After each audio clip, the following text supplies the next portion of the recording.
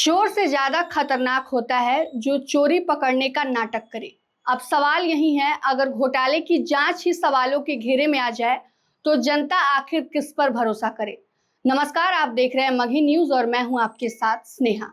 आज बात बिहार के शिक्षा विभाग की, जहां पहले 885 करोड़ रुपए की खरीद पर सवाल उठे और अब आरोप यह है कि उस खरीद की जांच में भी बड़ा खेल हो गया है।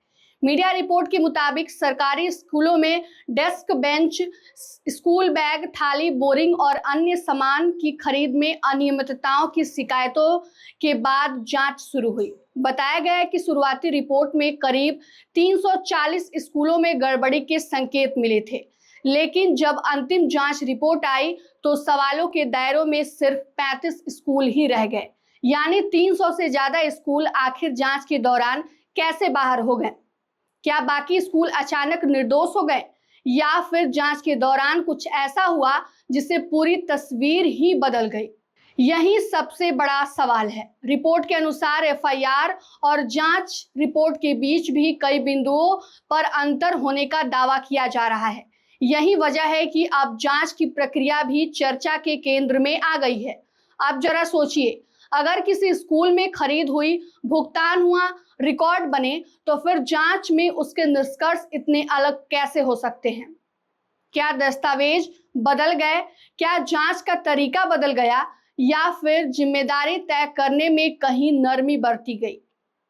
इन सवालों का जवाब सरकार और जांच एजेंसियों को देना होगा, क्योंकि यह मामला सिर्फ पैसों का नहीं है। यह मामला बिहार के उन लाखों बच्चों की पढ़ाई का है।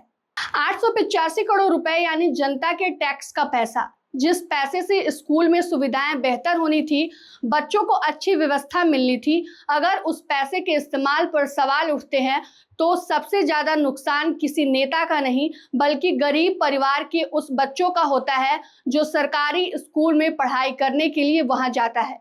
अब विपक्ष सरकार पर हमलावर है। विपक्ष का आरोप है कि पहले खरीद में गड़बड़ी हुई और अब जांच को भी कमजोर करने की कोशिश की गई है। वहीं सरकार की ओर से अभी तक यही कहा जा रहा है कि जहां भी अनियमितता मिलेगी वहां दोषियों पर कार्रवाई जरूर होगी। लेकिन जनता पूछ रही है, अगर पहली रिपोर्ट और अंतिम रिपोर्ट में इतना बड़ा अंतर सामने आता है तो सही रिपोर्ट कैसे मानी जाए और किसको मानी जाए? क्या इस पूरे मामले की किसी स्वतंत्र एजेंसी से जांच होनी चाहिए? क्या पूरी जांच रिपोर्ट सार्वजनिक की जानी चाहिए? क्या जिन अधिकारियों ने जांच की उनकी जवाबदेही भी तय होनी चाहिए?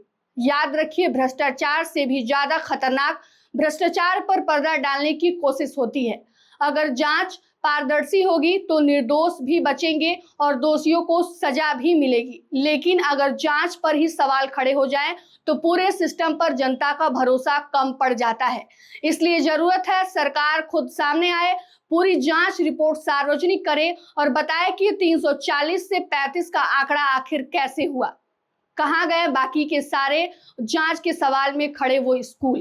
किस आधार पर स्कूलों को जांच से बाहर किया गया? और अगर कहीं गड़बड़ी हुई तो चाहे अधिकारी हो या ठेकेदार, कार्रवाई सब पर बराबर होनी चाहिए, क्योंकि शिक्षा विभाग सिर्फ एक सरकारी विभाग नहीं है, यहीं से बिहार का भविष्य भी तैयार होता है। अगर शिक्षा व्यवस्था में पारदर्शिता नहीं होगी तो विकास के सारे दावे अधूरे रह जाएंगे। आपकी क्या राय है?